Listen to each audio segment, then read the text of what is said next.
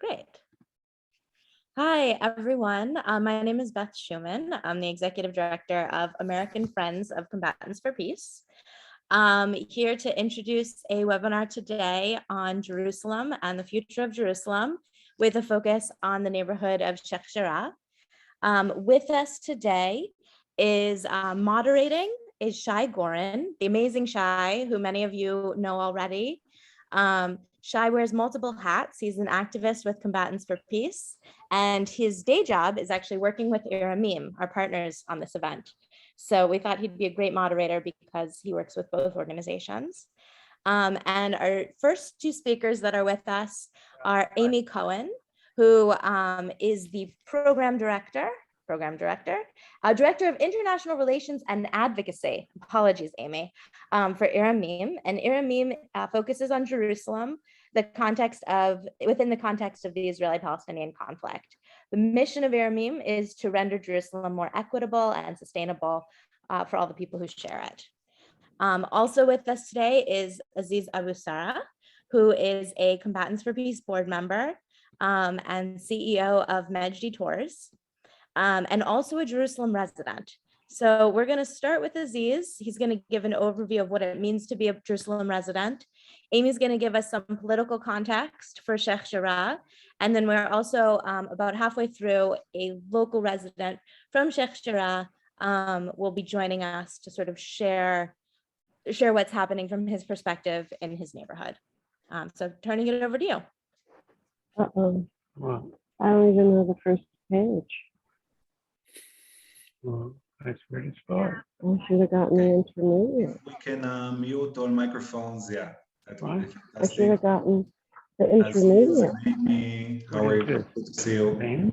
Yeah. We are okay. I think everybody's muted. We can start.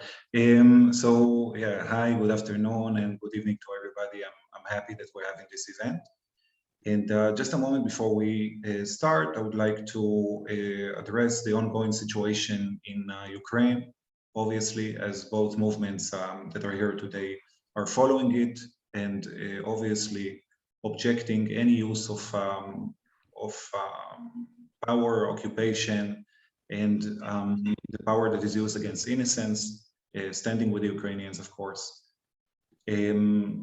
And personally, I have to say, as an Israeli, hoping and wishing and also pushing for Israel to open up its boundaries for Ukrainian refugees to enter. And that's an important thing to state, I think, just before we head over to our topic today, which is Sheikh Jarrah. We'll be giving a lot of details today. And before we kind of jump into the story of the neighborhood itself, I thought it would be great if, Aziz, you could start as a person who grew up in East Jerusalem to describe to us about what is East Jerusalem and what does it mean to be an East Jerusalemite, first and foremost. So please. Thank you, Shai. And I agree with you on everything you said in regard to Ukraine, and my heart's also with everyone there. And growing up under occupation, I can totally understand how painful it is to go through what they're going through right now. And that takes us to Jerusalem. I'll start with the term. We never, in Arabic, we never refer to it as East Jerusalem. We refer to it as Al-Quds, which means the holy city, as in Jerusalem. That's how we refer to it. And growing up in Jerusalem, I honestly didn't know how complex things are until I grew up. But there are so many things as you grow up, you have to learn about your city, so many regulations, so many restrictions.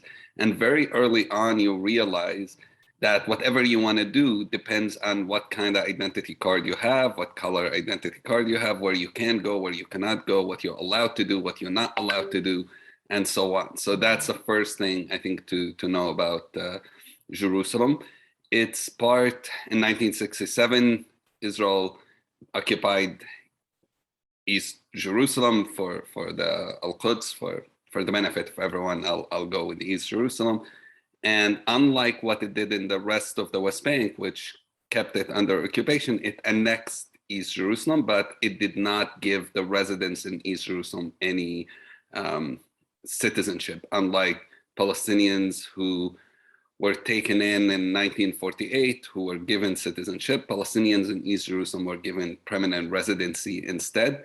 And that's really important because what it basically said is that if you are a Palestinian in Jerusalem, you don't really belong here. It's equal for an American to a green card holder. A green card holder could lose his green card at any point, could be basically kicked out of his city, of his country at any point, because you're not seen as a native, you are seen as a guest. You are a resident, you are not as a citizen. And in the last 50 years, we've seen thousands of Palestinians who lost their residency because they lived in the West Bank, or they lived in Jordan, or they lived or went to study or went to work abroad, which restricts the life choices of many Palestinians. And I have friends who actually became very successful in the US and had to leave everything and go back because they were told, if you don't, you will not be allowed to come back again. And if you become a tourist, you could be denied entry. Even if you have an American citizenship, you could be denied entry. You have to have that residential card. So those are the first things that come to my mind. But in addition to it comes a continuous policy. And this is really important for me to say, because often people want to blame only the right wing on it. A continuous policy from the right, from the left, that discriminates against people in East Jerusalem when it comes to budgets, when it comes to infrastructure, when it comes to house building, when it comes to evictions, that we are seeing forcible evictions. The word eviction is not really the right word perhaps to use, because everything seems to be political when it comes to police treatment of people in the city. So all of these things are such a normal part of life. I know, for example, for me, I tell my nephews, my nieces, don't go to Damascus Gate anymore because the chances of you getting beat up, getting arrested is so high. And whether you've done something or not have done something, often a police or a soldier word is believed. The conviction rate, if you are a Palestinian, is over 99%. So you don't have a chance regardless if a soldier accuses you of anything.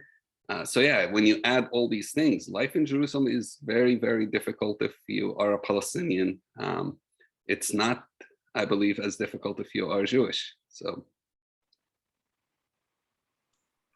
Aziz, thank you very much. Are you leaving us or staying for now? If you want to ask me one more thing, I can do that, and then I'm going to have to leave you. I'm sorry. I'll ask perhaps about Sheikh Jarrah, and we'll get more information about what Israel is trying to do there, and what Israel as a whole, as a country, attempts to do in Sheikh Jarrah.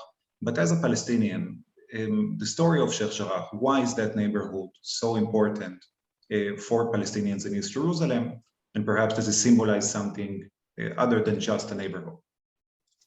I think there are different reasons, and some of us relate, different Palestinians relate to different reasons why it's so important. One is the story of Palestinians in the last 75 years has heavily weighed on us, of eviction, of displacement, refugees.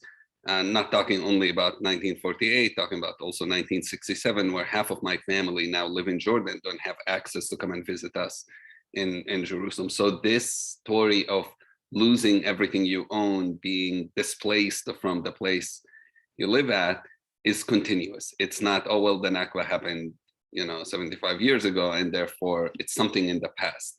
Sheikh Jarrah kind of makes it feel it's a continuous thing. It happened 75 years ago. These people who live there, many of them, the Palestinians, many of them were refugees, were told to go and live in Sheikh Jarrah as a settlement because they lost their homes that are now in what became Israel. And so then, 70 years later, or 65 years later, they are going through the same thing. And I think to many Palestinians, this feels like it's just a stage, and it could go into not just Sheikh Jarrah, and we see it in some ways happening in the old city in Jerusalem. We see it in Silwan, is happening, the whole King's village or King's Garden that's being planned to be built. There is a strong feeling that Sheikh Jarrah is just a beginning. Then you have the no permits to build, which makes people continue to build, illegally to be able to live in the city. It seems to be part of a larger plan to displace more and more Palestinians, limit the number of Palestinians in Jerusalem. Starts in Sheikh Jarrah, but it doesn't end there. Also, Sheikh Jarrah is in the heart of Jerusalem. It's, if you've been there, it's the location of it is so important. And when it becomes a settlement, it cuts Jerusalem from its north to the center to the south. It's right in the heart of the city, and losing that part of East Jerusalem is just so hard for me. I grew up playing in, like, my family lived walking distance in Wadi Joz from there. I've lived walking distance from there, and it's so incomprehensible for us to imagine that area, not just that the people moving there, taking those homes are settlers, but they are settlers who are the most radical settlers, who openly speak about displacing people, openly speak about there's no place for any Palestinian here. These are not just residents who coming and there's a dispute over land or over an apartment. These are people who coming and saying, this is only for Jews and you don't belong here, no Palestinian belongs here, and we will work until we displace every one of you. That is not hidden. You can find it. I've actually have talked to some of those settlers who are in Sheikh Jarrah before, and that's what they told me in person. So that's why it's terrifying for most Palestinians, and it will create a precedent if it's successful to the degree they're hoping it would be. It will create a precedent that eventually will hurt many more Palestinians in the city. Okay, thank you very much, Aziz, for these answers, for this introduction, and also thank you for coming, as I know that Thank you. So well, feel well, and thank you again. Amy, I would like to forward the next question, of course, to you, to ask about Sheikh Jarrah. We are hearing about this neighborhood more than any other neighborhood in East Jerusalem. Its stories in the news for years now. So I would like us to kind of slow down the pace and perhaps to give some background to what Sheikh Jarrah is, and perhaps what is the story behind of it, and also what is Israel trying to accomplish in the neighborhood itself. Yeah, sure. So I think what I want to do is I want to step back just a bit and reiterate a few of the points that Aziz brought up, where he spoke about how the Israeli authorities, state authorities in 1967 afforded Palestinian residents with residency, however, not citizenship. And I think it's really important that we start from this vantage point, because Palestinian residents of East Jerusalem are already at a very disproportionate status within the city, not just from a legal status, but also from all of the policy standpoint and policy making that has taken place since 1967. And so it's very important to kind of zoom out and look at it from slightly more macro view, and to understand that this was not just arbitrary, this was not just circumstantial. No, this was a policy that was driven by Israel at the time and is playing out on the ground now, decades later, in 2022. And what it is that there were two considerations that drove policy making and ultimately drove the decision to only afford them with residency and not afford them with, say, collective citizenship. Now, that's not to say they cannot apply. They can apply, but it still rests within the Israeli authorities' hands whether or not they would approve those applications. And the percentages are very, very small. So I want to go back, though, what are these drivers of Israeli policy? The drivers of Israeli policy since 1967 until today, and you can even say even from 1948, but right now we're talking about Jerusalem. And that is, it is territorial and it's demographic.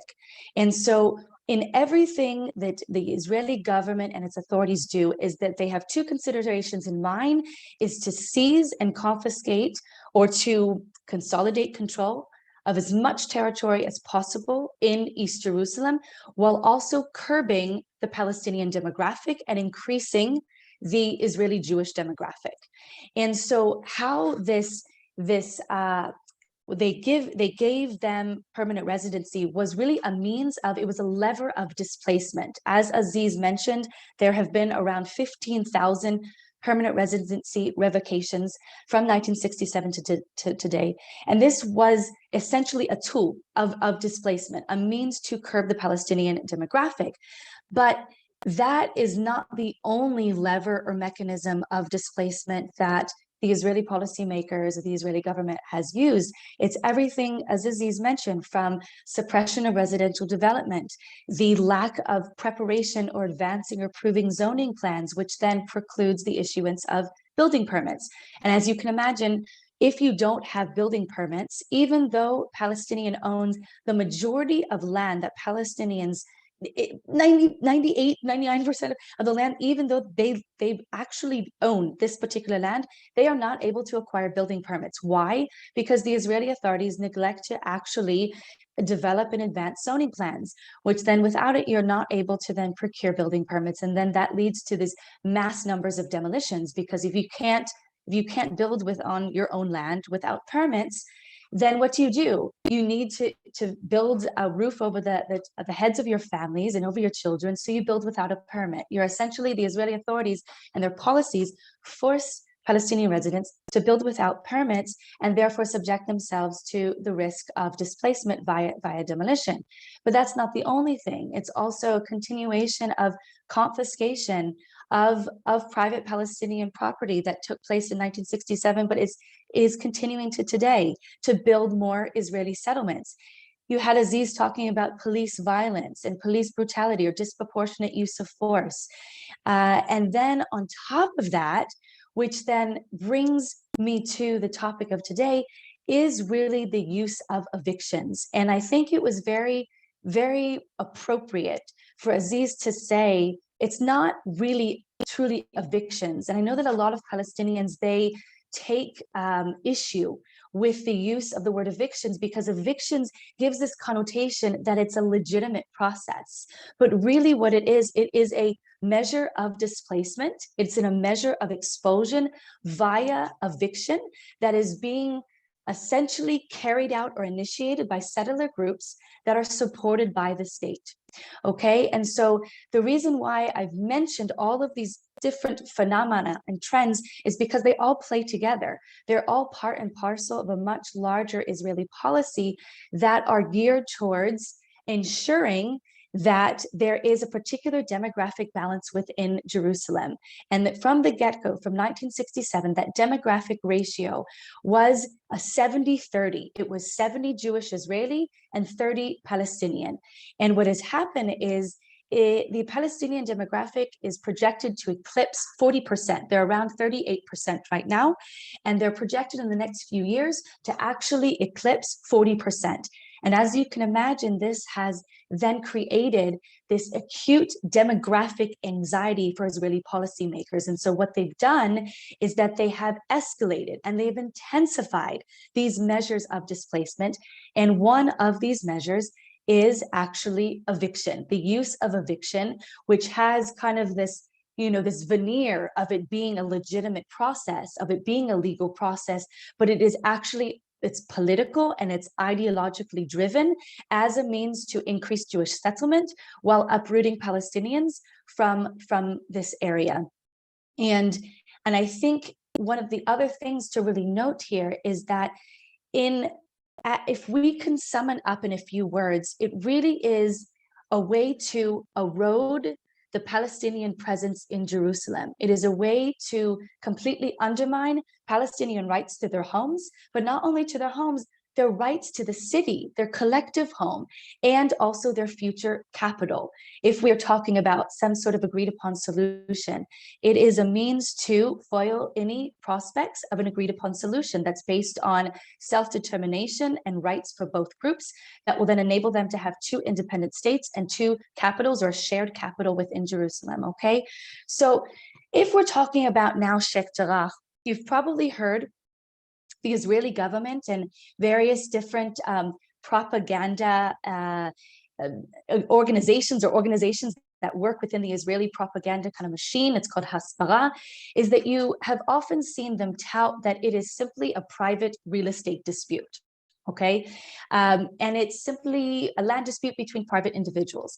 However, these measures are essentially state sanctioned. They are carried out hand in glove with state entities by exploiting laws that discriminate essentially on the basis of ethno-national identity. And what happens here, and this is what is taking place within Sheikh Jarrah, but also within Silwan, and I actually want to go back to something that Aziz mentioned, is that Sheikh Jarrah lies within an area that's essentially the epicenter of the conflict. It's considered the Old City Basin, like right on the outskirts of the Old City Basin, which is the Old City with the surrounding Palestinian neighborhoods. So you have Sheikh Jarrah in the north, and then you have Silwan to the south. And both of these neighborhoods are under concerted ideological settler activity, which is marked by settler takeovers of home and evictions. But essentially, why is it the epicenter of the conflict is because of, not only is it the center of Jerusalem, but it is because of the concentration of religious and historical assets. Obviously, namely, we all know the Haram al-Sharif, the Temple Mount, Al-Aqsa, and the Holy Sepulchre, and then, of course, all of the various other religious assets and holy sites in the area. And so it is essentially the epicenter of the conflict. And as you could say, it's like prime real estate. And so that is one of the reasons why there's so much ideological concerted activity, particularly in Sheikh Jarrah, but also Silwan. And so what happens is within Sheikh Jarrah and within Silwan is that you have ideological settler groups that are working in collaboration with the state that are working to evict Palestinians based on discriminatory legislation. And essentially what it is that the Israeli legal system since 1950, then going on, skipping ahead to 1970, there are two laws that essentially what it does, it affords one group, Israelis, the right to retrieve properties, so essentially land restitution or land reclamation. It essentially enables them by law to retrieve properties that were previously owned by Jews in East Jerusalem in 1948, while depriving the same right from another group, i.e. Palestinians, to reclaim properties that they lost in West Jerusalem or other areas inside the Green Line.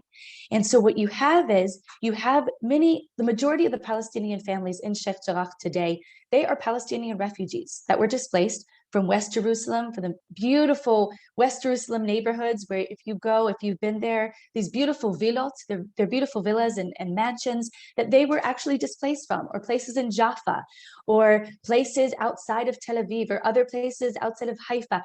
All of these areas, they were hundreds of thousands of Palestinian refugees, and a very minute few were actually resettled in East Jerusalem by the Jordanian authorities in 1948.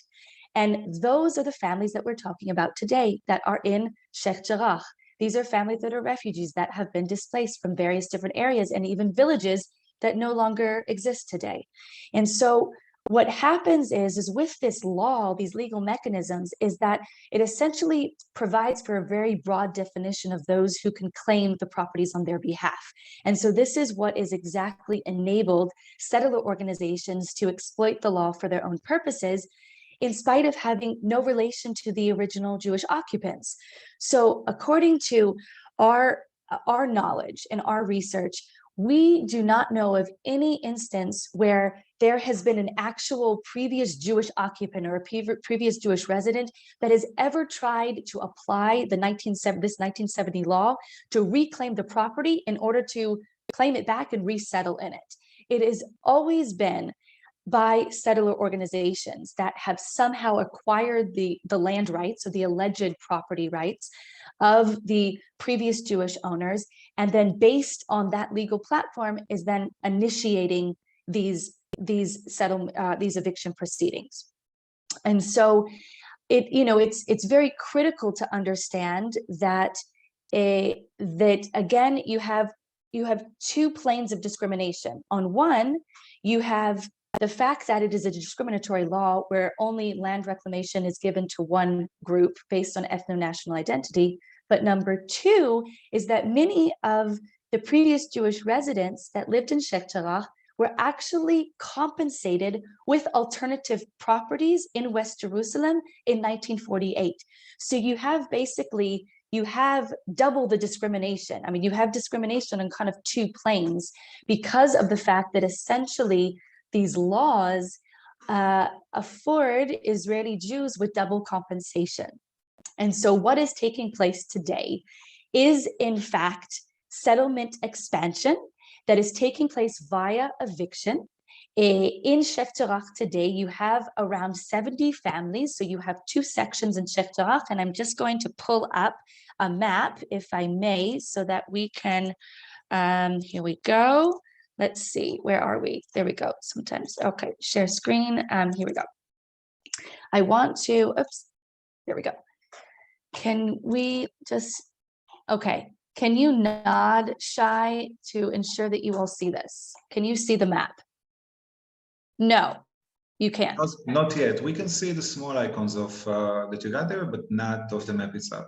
Perhaps open the map, Amy, and then do the screen sharing. Okay. Yeah. Sorry about that. This seems to always happen to me. Okay, let's see. What about now? Seems well, yeah, we have it. Perfect. Okay. Yeah. Okay, so we're zooming in. This is a zoomed in shot of Sheikh Jarrah. I'm using one of our colleague organizations' maps because it's really good because of the fact that it is a more micro vantage point. So basically what we have here is we have two sections of Sheikh Jarrah that are under concerted settler activity. You have here is the Kerem Anajoni section, which, if you will recall, this was the one that captured the world's attention back in May, the various families, the 4 families that were under threat of impending action. And this was, of course, one of the triggers of the hostilities and war with Hamas back in May. And they have again made the headlines as of yesterday because of a Supreme Court decision, which we can, of course, get into maybe in a few minutes. And then you have over here in the Haroun section is that you have a whole other community within Sheikh Jarrah that are also under threat of eviction. And if you see here, it's the Salam family house, which is the family of the, in the Haroun section, you have approximately 40 families that are under threat of eviction and that have active lawsuits. The Salam family, which has also made the headlines recently because of the fact that they're facing impending eviction, is that they're also from this area. And so of the 40 families, the Salam family is under the most imminent threat of eviction. And then over here is that you have around 30. So altogether, you have 70 families within Sheikh Jarrah that are under threat of eviction by settler groups, or let's say displacement via eviction by settler groups that are aided and abetted by the state. And it's, you know, essentially you have, it is, let me just stop this share. We're talking about 300 individuals that are at risk of displacement because of these state-backed settlement that is taking place that are, of course, being exploited, or they're exploiting discriminatory legal mechanisms. So I'll maybe stop here so I can give it back to Shai to see if Shai has additional questions, so that maybe we can get a little bit more into the details into what actually has been taking place in Sheikh Jarrah. But here, let me give it back to Shai and you can continue.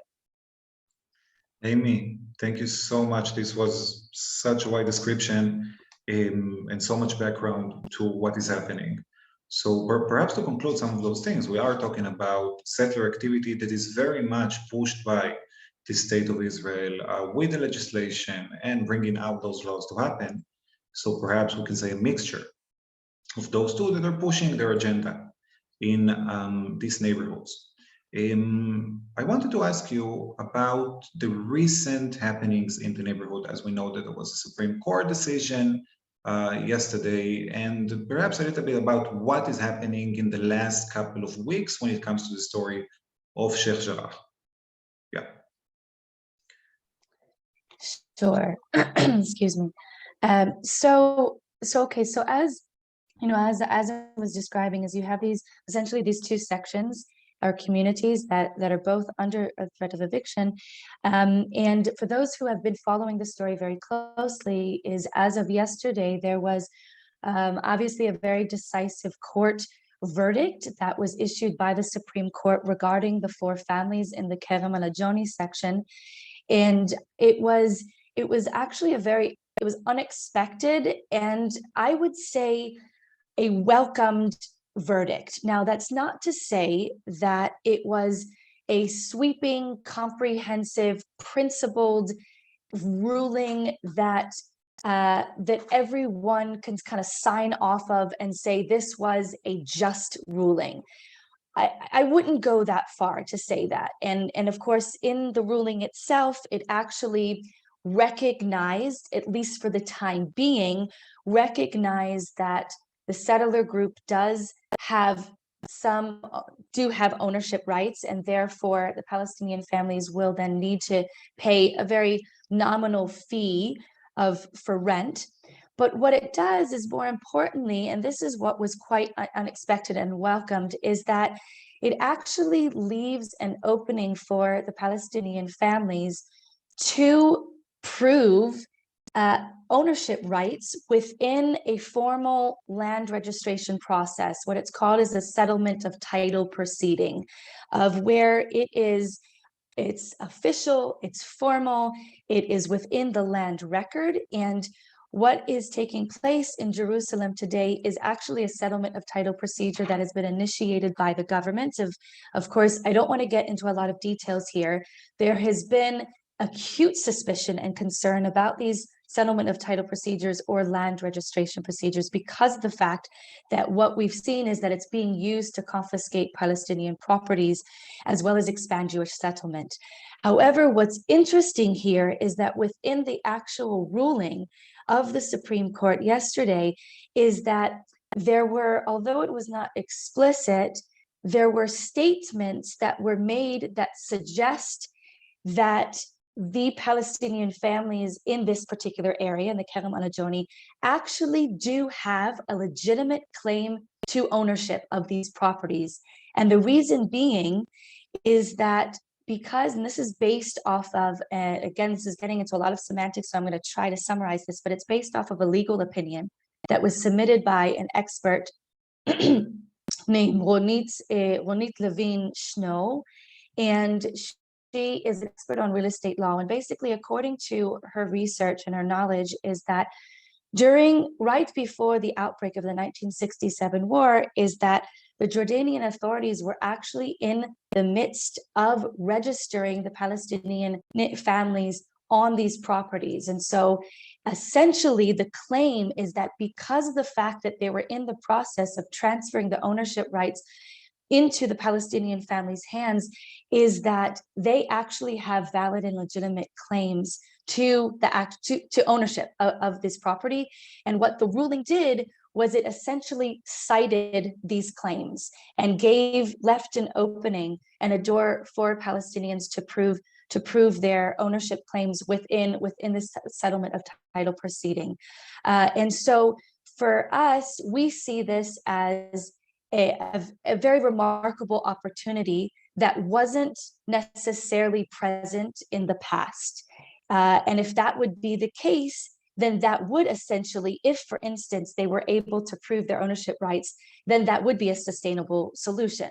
Of course, in the meantime, what we say is that it is a temporary or a provisional reprieve. They are essentially protected from eviction. The eviction has been halted until there is final determination of ownership rights of these properties.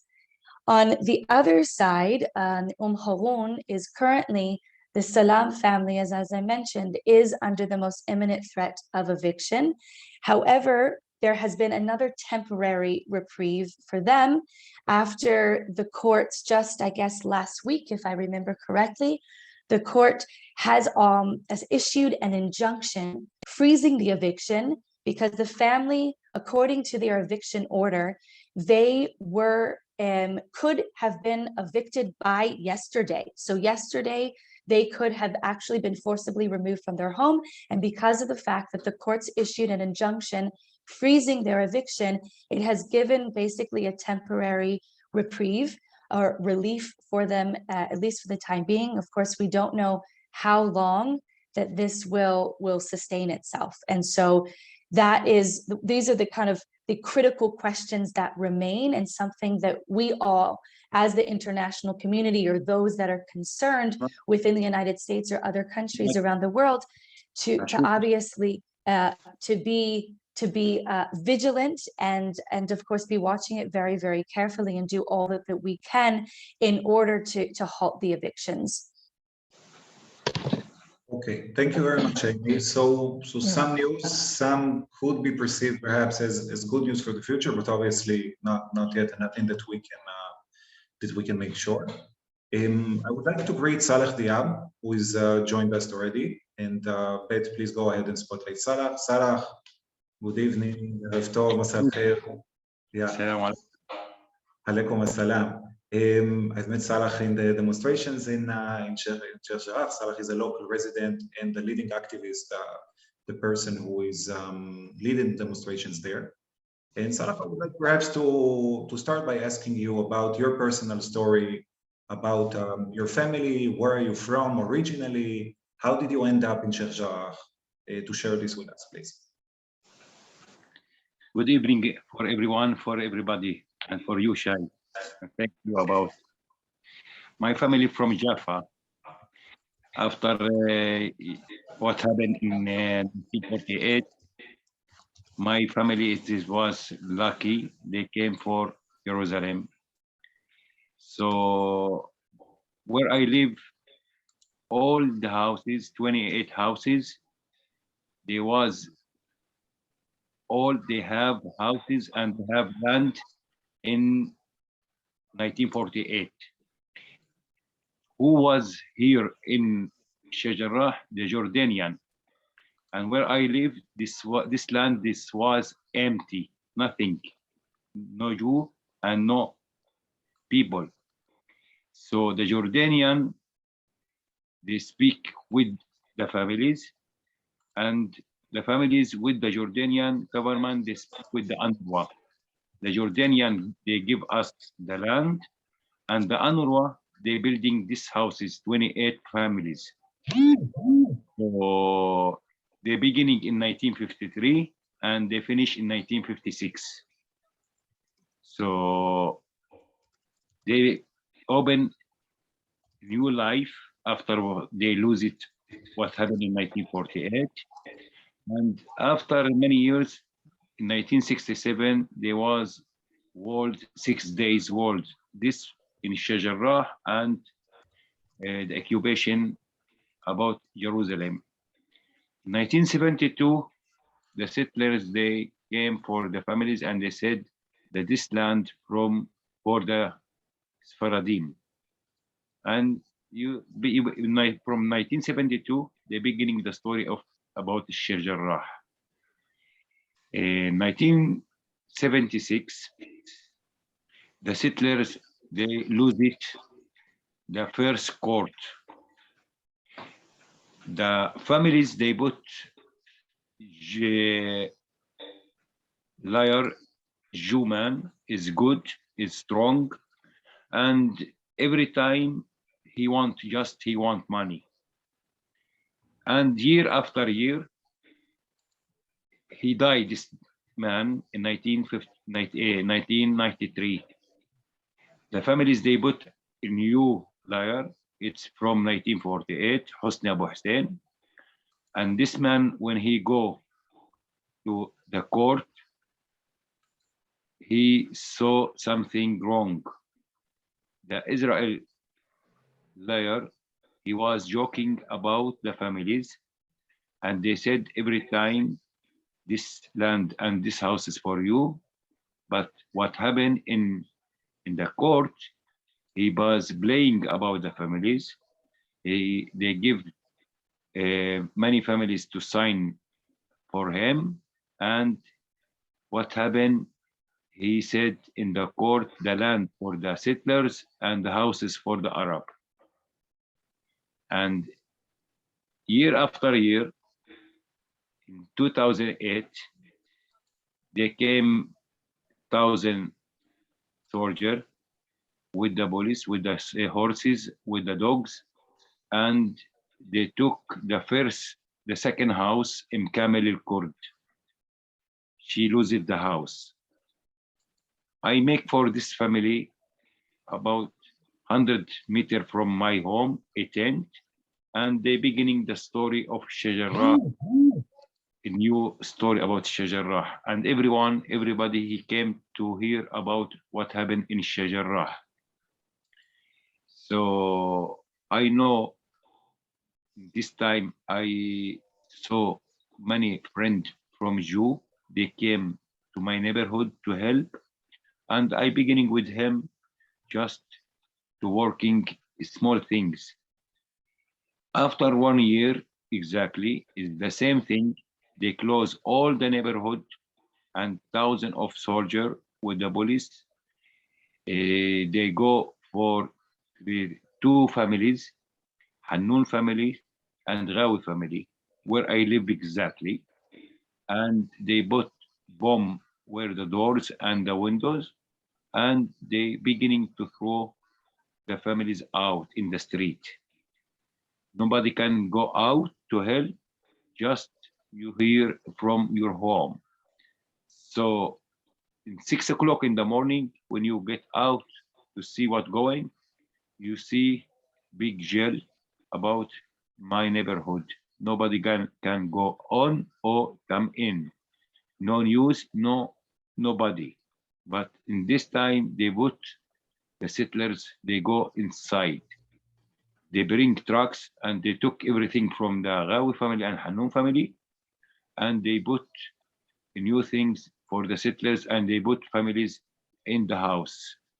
And from this day, the beginning the big problem in Sheikh Jarrah. Every day you have problem with these families, with the soldier, with the police, with the settlers. After just after many months, they give 12 houses to live, and this one from this house is my home. So you must to go every time to the court, and I don't believe in the Israel court. So I beginning to make demonstration every Friday with the Israeli friend, with everyone free. He came to hear about Sheikh Jarrah. So every day I was sitting with the groups from outside Israel, and I tell him, oh, just to see what go in my neighborhood. And Alhamdulillah, I think you have big change now in all the world. They know what going exactly in Sheikh Jarrah. And after what happened last year, and everybody, he saw in the TV where I live, they want to throw 4 families, and after that another 3 families, and there was big problem in Sheikh Jarrah. But now my problem is not only with the settlers. My problem is with the occupation, with the Israel occupation.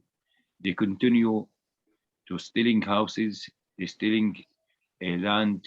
They want, they don't want anybody in Jerusalem, because that I hear the girl what she tell in Silwan or in Sheikh Jarrah. The big plan of Israel government, they beginning from Imharon and finish in Silwan. After they finish, they want to finish in Imharon. They want to building big building, 200 houses for the settlers, where now they sitting Ben Gvir. And after that, they came for my where I live. They want 250 houses for the settler. And after that, Wadi Joz, Jabal al-Zaytun, Ras al-Amud, Jabal Mukabbir, Silwan, and the old city, where the Masjid al-Aqsa are. So, but I believe, and Alhamdulillah, I stop about this plan in Sheikh Jarrah, and everyone now in all the world is speaking about Sheikh Jarrah. And now Israel court yesterday, he said the families, they can sitting in the houses, and after many years nobody know which time they can change what going in Sheikh Jarrah. From Fatma Salim, it's another story, and big difficult. But behind all this is the Israel government, the occupation. So I believe with the gather, with everyone, can stopping and he can finish the occupation, inshallah, soon. Salah, thank you very much. And obviously, we're hoping for the most positive development after the decision of the court from yesterday. I would like to ask both you and Amy a question. Pat, could you bring Amy back to, yeah, okay. Amy, we gave you a break from Spotlight, as I know it's a bit exhausting to have on the screen. But my question for both of you, Salah and Amy, Salah, please meet Amy Cohen of Amin, is regarding the demonstrations and regarding the pressure that is trying to be brought towards the Israeli government. So the question I would ask is, what are the demonstrations trying to achieve by having the demonstrations that we see for every Friday for the last 30 years? And perhaps a question that's more directed to Amy is, what are we expecting the international community to do when we're talking about pressure in Sheikh Jarrah? So perhaps we start with you, Salah, arranging those demonstrations. What do you expect that Israel would do? Look, when I beginning, I was alone with many friends, but thanks God, now not alone, all the world with me, behind me. Who came for demonstration every Friday? I saw new faces in all the world. They coming to visit. When I see this friend, they coming, they push me to continue. So I am, if many times I was in the jail, but the friend, they continue every week. It's good to give all the world to see and to hear my story about my home or about all my neighborhood. The Israel government, they don't want peace. When they go to Oslo, they're speaking about two countries, 1948 and 1967. So Sheikh Jarrah is from 1967, so Palestine. But the Israel occupation, they continue to stealing houses and land. Don't forget what happened just last month. They took for Mahmoud Salhiye, the house for Mahmoud Salhiye. They have big plan to push all the Arab people in Jerusalem out, and after that they want to bring the settlers, and it's not good for anybody. They don't want peace. They want to continue with the occupation. After 74 years, they continue with everything, and I think it's the future for us, but just time. Salah, thank you very much. Amy, what are we pushing for the international community to do, and what do we think that could be done on this, on this topic? Okay. So I think one thing I do want to really point out here that I think it's so crucial to underscore is that what we really saw, particularly in spite of the fact that there has been for many years, there have been eviction attempts in Sheikh Jarrah and of course across East Jerusalem and Silwan, and there have been weekly demonstrations, and every now and again it would say capture the headlines and things like that. One of the things that we have really seen has just been really remarkable, particularly for last year and then continuing in today, is that it has been really a Palestinian-led grassroots effort and mobilization, and it's something that really needs to be emphasized and underscored here. A lot of the young Palestinian activists in the Sheikh Jarrah neighborhood succeeded last year and over the past year, really succeeded in capturing the world's attention through various different means like social media, and enabled to shift the discourse on not only Sheikh Jarrah, but also the conflict in general, and to actually demonstrate to the world that the conflict is alive and kicking, and the occupation has not been solved. The occupation is still present, and has really brought the centrality of the Palestinian cause to the global public sphere, where we saw around the world there were demonstrations in various different cities that were rallying against the displacement of Palestinians from Sheikh Jarrah, but it obviously is much more a microcosm of the larger conflict and this ongoing displacement, or how Palestinians would describe it as the ongoing Nakba.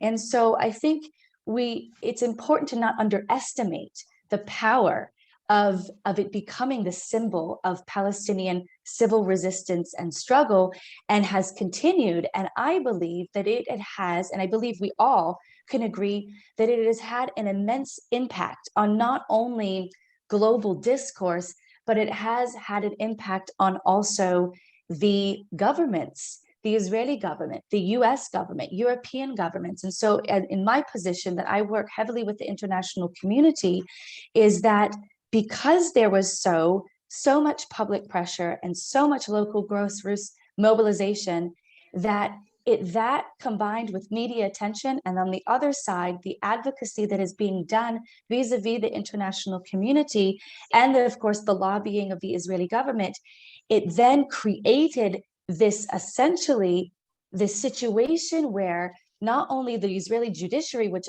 obviously the Israeli judiciary must be an independent, they're an independent entity. However, we cannot say that they're completely immune from what is going on around them, from political implications or from the ramifications on security and peace and so forth. And so we believe that all of this culmination of public, grassroots, local pressure, from international lobbying and international engagement and intervention with the Israeli government has really created a situation where the eyes of the world are on Sheikh Jarrah and on Jerusalem and on the Palestinian cause.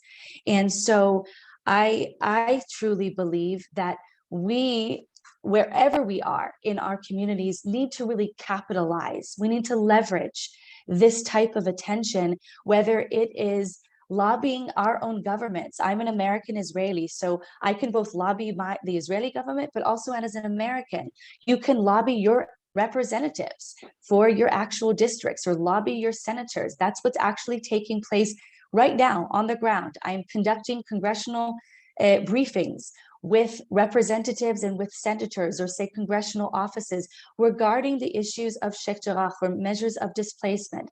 The other thing that we also are engaging in is, and this is something I really want to emphasize here, is that these mechanisms of displacement are not just being, again, played out in the form of eviction. It's also being played out in the form of demolition. And what we're seeing now is that it, at a really unprecedented rate, even in terms of scope and scale, is that you have together around 3,500 Palestinians that are at risk of displacement, meaning mass displacement, because of either mass demolition orders in communities or evictions. And one of those communities, and you may have heard of this, is El Walajeh. It's along the southern perimeter of East Jerusalem, and they currently face the impending threat of mass demolition because of the fact that there was no zoning plan or no outline plan that was made for their community. And so all of the homes in the Jerusalem section of El Walajeh are at risk of demolition. There is a decisive Supreme Court hearing at the end of March. The reason why I mention this, though, is because it gives you another example of how individuals from around the world can get involved. There are congressional briefings that are taking place right now on the issue of Al Walajeh. There are congressional briefings that are taking place on the issue of Sheikh Jarrah and Silwan and other measures of displacement.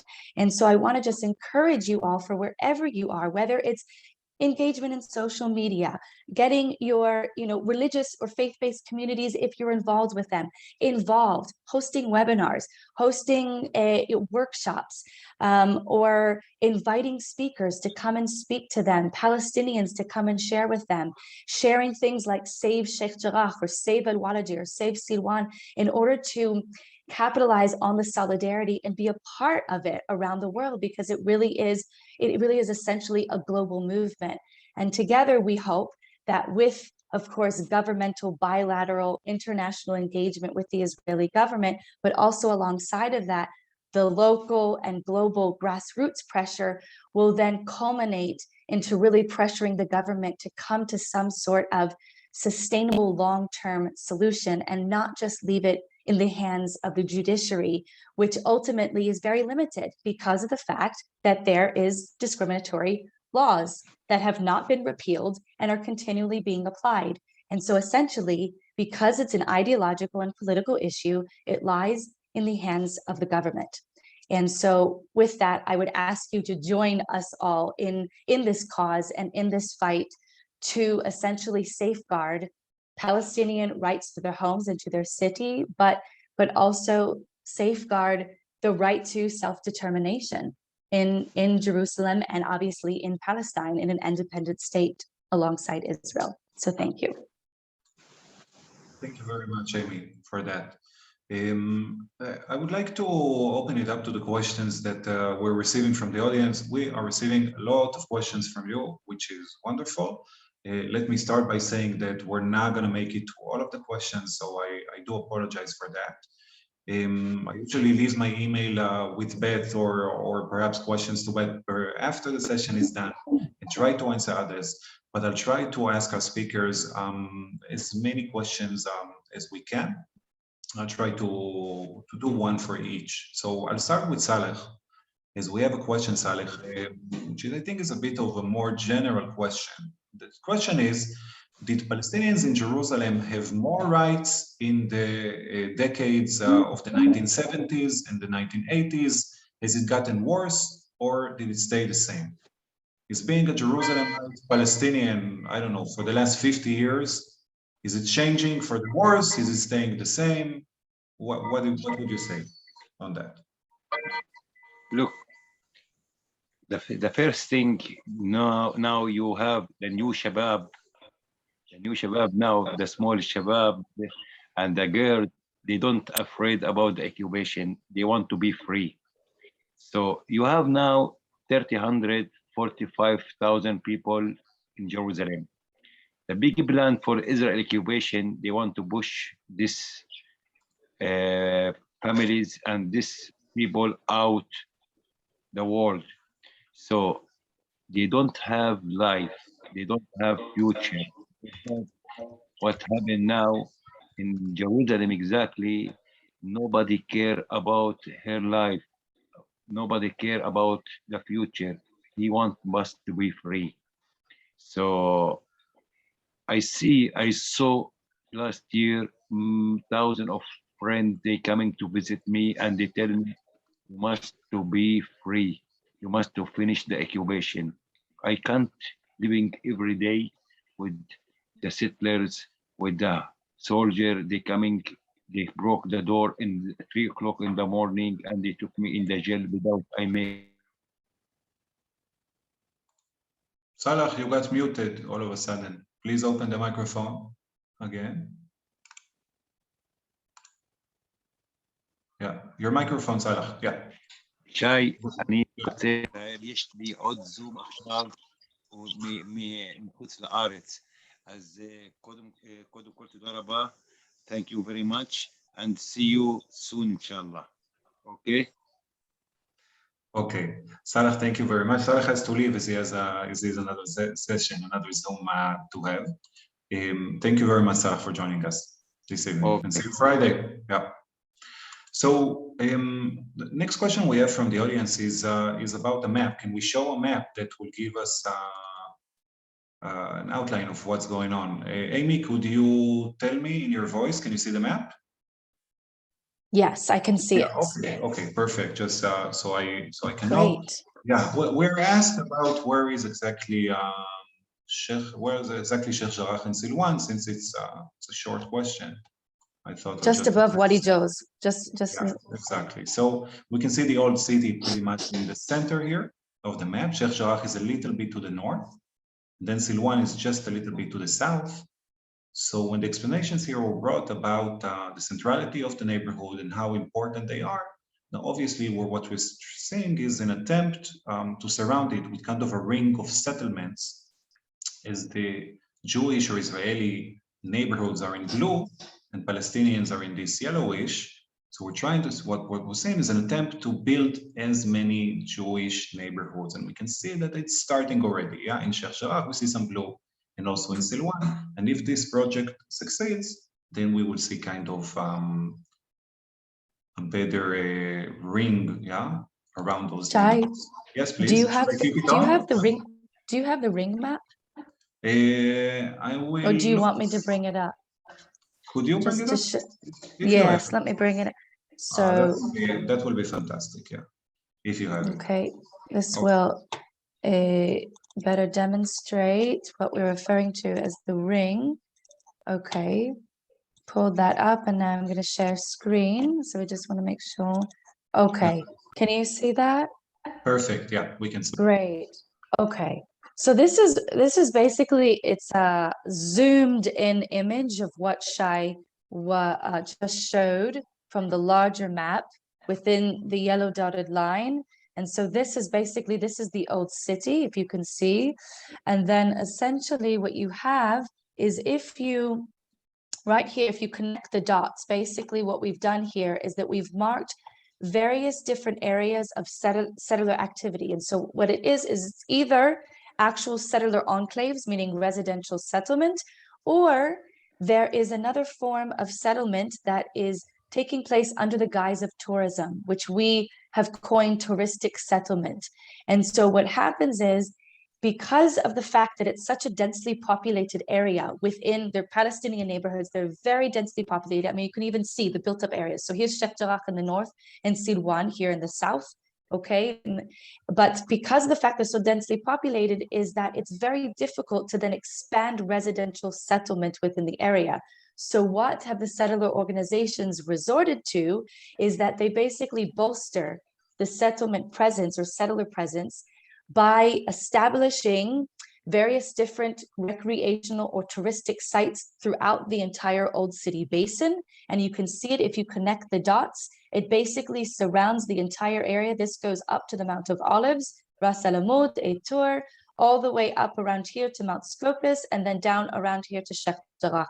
And so essentially, you have this emerging ring of settlement that are marked by touristic settlement sites, or say tourism or tourist sites, and residential settler enclaves, which then enables the consolidation of Israeli control of the area. Thank you very much, Amy, for that answer and description. We're getting a question about the maps. The maps are extremely useful. Where can we have access to them? The answer is obviously Iramim's website. Yeah, the maps are in English there, and also in Hebrew, in the Hebrew website for those of us that are Hebrew speakers. Yeah. So we have that You can also option. try and send the links right in the chat as well. Okay, okay. Do that. if you can. So maybe we have an interesting question here. The question is, I wonder what asks Americans should make of our elected officials. Yeah, in regarding this topic. What do you think? Yeah. So I think, what we have been requesting in a lot of the congressional briefings is to, obviously there's protocol. And so the way that we have been requesting is to contact the State Department, and also to contact the local Israeli consulate or the Israeli embassy, because that is often the way that messages are then relayed to the Israeli government. So if it was to the State Department, is to express your severe or acute concern regarding the measures of displacement that are facing Palestinians. And then, of course, you can then name where these measures of displacement are taking place. If what really concerns you is in Sheikh Jarrah, or it's El Walajeh, or you can name them all. As an overarching phenomenon, is that you basically ask your representative to contact the State Department, and if they're even willing, there are various different ways that a representative or a senator can engage with the issue. They could initiate or sponsor an actual letter to the State Department, or meaning Secretary of State Blinken, or they could sponsor a letter to the Israeli government. So there's various different means of which one's representative or senator or member of Congress could actually engage with the issue. And the ask would be to call upon Israel to undertake a sustainable solution to halt these measures of displacement, both demolitions and evictions. And so I think that's what we're really getting, because of the fact that it is so political and it's really driven by the government. The government has the tools in their toolbox and at their fingertips in order to prevent these types of measures from being carried out, and they don't. And so basically they need to be compelled to undertake measures to come to some sort of sustainable solution. Amy, thank you so much for both this and for the session, as I think this was the final question, as it's getting late, especially for us here, at this time. So first of all, thank you very much for joining us today, Amy, and for all of your bright and wonderful answers. You gave a lot of content and light into this topic. And of course, thank you also to our other speakers, to Aziz Abu Sara that we have met in the beginning, and of course to Saleh Diab of Sheikh Jarrah. And this is a good opportunity, of course, to thank both Beth and Farah from Combatants for Peace. And both of the organizations, both Iramim and Combatants for Peace are both following and are a part of the struggle in Sheikh Jarrah, which is obviously first and foremost a struggle of the Palestinian residents. But as Saleh has described, those demonstrations that are happening for the last 13 years, we're talking about every Friday in the neighborhood, are joined by Jewish Israeli activists and Palestinian activists, both from the West Bank or Palestinians that are citizens of Israel. And obviously this is a struggle for people's homes, but it's a struggle also for more than that. It's a struggle for how Jerusalem would look like as a city that's so important and is put in the center of this whole story. It's being the capital of Israel, and also to being so centralist in the ongoing occupation, of course, of the city itself. So we are following it, and obviously doing more than following. We're active in this whole process, and we offer and ask you to be a part of that as well. In Iramim, we publish much about what is happening in Sheikh Jarrah, and of course in East Jerusalem in general. And Combatants for Peace are taking a part also in the demonstrations in Sheikh Jarrah and in other struggles, of course, that are happening in Israel and Palestine. So I would like to hand it over to Beth to wrap it up for us, and to thank everybody that has joined us today so much. Thank you. Thank you. Thank you to Shai, our amazing moderator. And again, to all of our speakers. Yeah, Amy, it was wonderful to work with you as well. This was a great partnership, and we're really excited to continue our collaboration. This officially wraps up our winter series. For those of you who have been following the Combatants for Peace educational events, tomorrow is our fourth and final session of Gaza 101. And besides that, we've covered Gaza in 4 parts, water rights in the Jordan Valley, the activism in the South Hebron Hills, and now the work happening in Sheikh Jarrah and Jerusalem. So thank you to everyone who's been with us for some or part or all of those sessions. We're really grateful. And if anybody wants any of those recordings, it's all recorded, and I'm happy to share and send any of the winter series with you. The next step for us as a movement is the spring memorial ceremonies. Many of you have heard of the joint memorial ceremony. It reached almost 500,000 people last year. This year we're going for the 500,000 mark. So if you're connected to an institution or an organization, please reach out. We're looking for sponsors, endorsers, partnerships. And we also, of course, have the joint Nakba ceremony, the remembrance ceremony as well. And again, we're looking for sponsors, partners, endorsers. So if you are connected, we'd love to work with you on the next steps for spring. So thank you. And again, if you'd like to help make a difference, both Combatants and Iramim definitely rely on your financial support. So we will send you links in our follow-up email, and we'd please ask that you consider making a gift to help support the work that's happening on the ground, because frankly, it really does take all of us, and we rely on you. So thank you again so much for attending, and we'll see you soon. Feel free to reach out with questions, comments, Thank or you. requests for Yes. any of our winter series events. Yes.